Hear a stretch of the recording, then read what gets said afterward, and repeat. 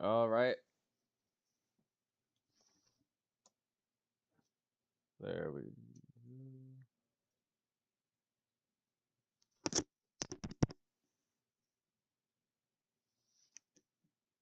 Let's check it out. Do we got audio?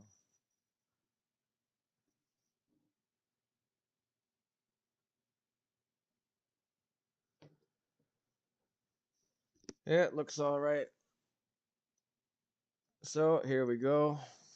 Yesterday, it snowed for the first time since the big train wreck in Ohio released that nasty cloud out.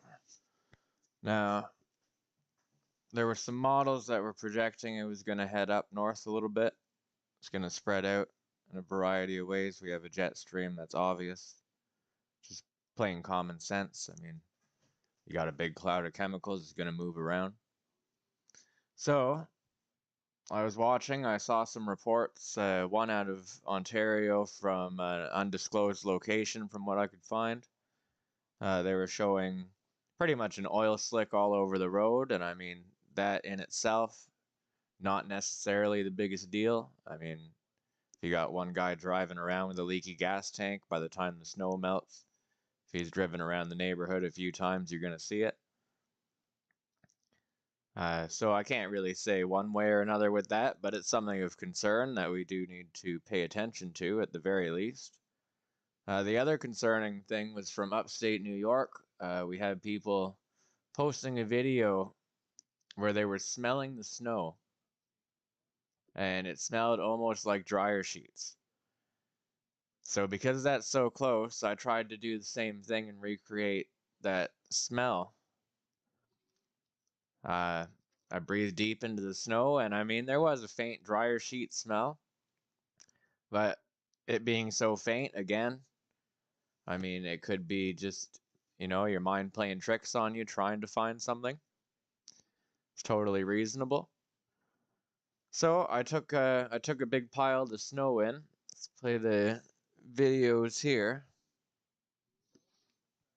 You can see I put it on a plate. It's warmed it just very lightly, warmed it on the stove, just to help it along melting down. And I saved up a good chunk of water. This was when I had just put the plate outside just as I saw the snow starting, because I figured we need as close to a control test as we can. I don't know if other people have. Seems these clips are a little out of order, but that's all right. I'm going to show you this one here.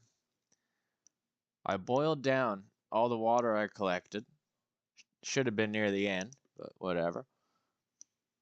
You can kind of barely just see here. It's a little bit yellowed. That's the last drop out of a pot of boiling water, though, so again, yellow water from the snow. It could be just a bit of dirt in the air. Could be normal contaminants. Nothing really to worry about on its own there either. But now if I keep playing through,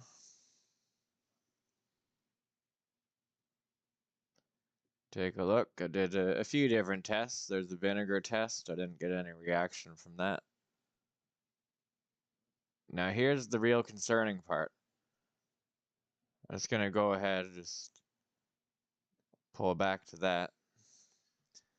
I boiled the water down. I had it filled probably about to there in the pot, 3/4 of the way.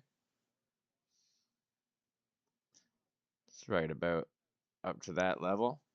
So I did boil down a good chunk of water.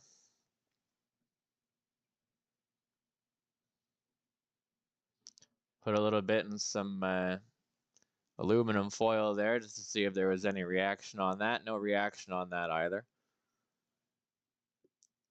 Nothing too crazy when I applied the water directly to the hot surface.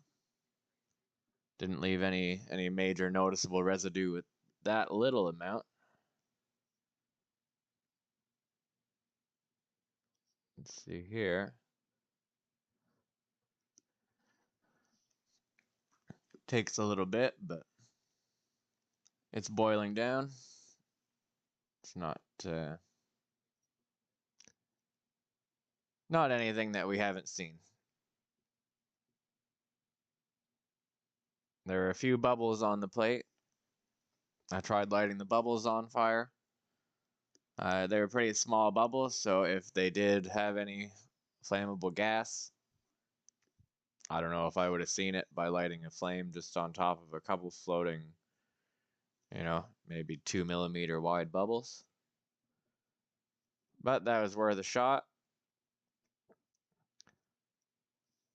Here I tried melting the snow for a little while. Then just to see if any gas built up, perhaps. I took this bowl, coated it. It had a nice water seal on it. Lifted up the bowl. After a little bit of struggle trying to break the water seal. And no big explosion or anything crazy. So it didn't produce a whole lot of gas. There was a bit of a smell to it, but nothing that I could discern from these at-home tests here. You can see there's the plate. Now I'm going to pull it back to a couple different things. Number one here is a flame I held over top of the steam. Now I've never gone out of my way to hold a flame over top of steam before, so like I said, I don't really have a control to compare this with, but there were just kind of small spark, spark like plumes flying off of the flame. Is that something? I don't know. This is something that scientists need to look at. All I got is my common sense. So I didn't see, I don't know if that's it combusting little bits in the steam, or if that's just normal airflow around my big lighter. I guess we'll find out. But this is the real concerning part.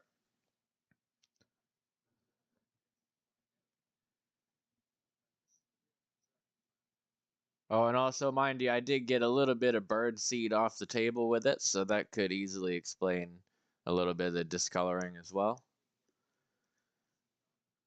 But here's the real concerning part. And it took a lot, so it's the small parts per million. And I'm going to be completely fair. It could be soap scum. For all I know, it could be a little bit of soap scum built up. But this here, I'm going to try to zoom in on this video a little bit.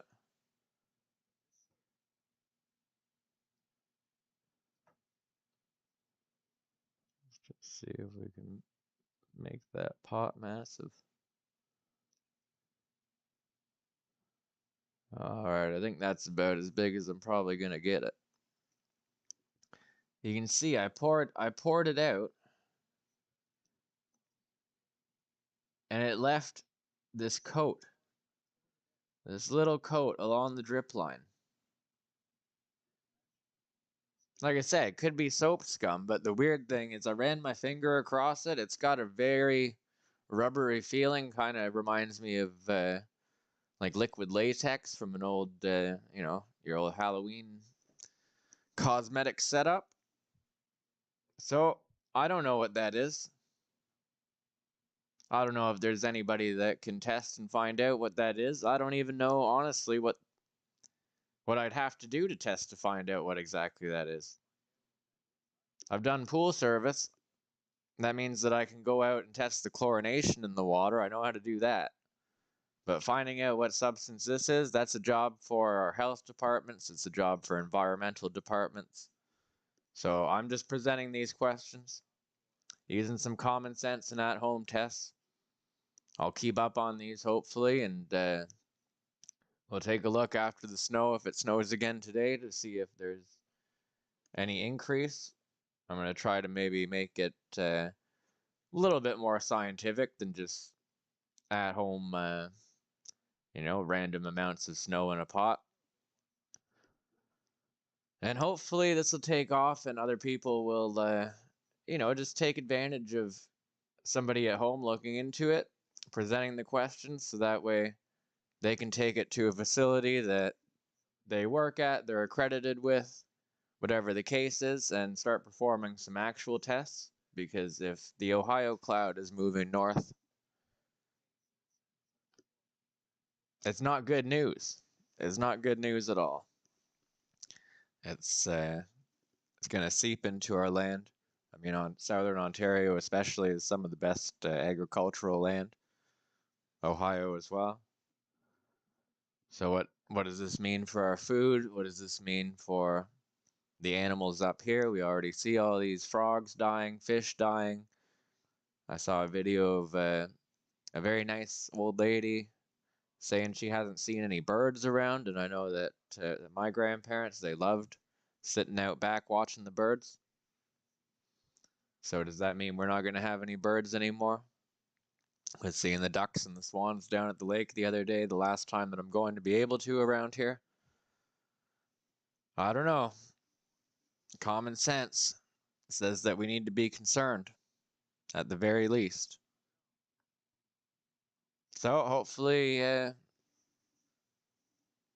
guys learned something. Hopefully somebody takes from this. Hopefully you guys try your own things at home. We can all do a little bit to just try and monitor what's going on at the very least.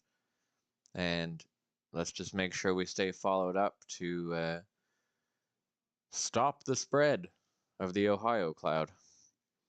Right on, guys. That's Common Sense Freedom. First live stream,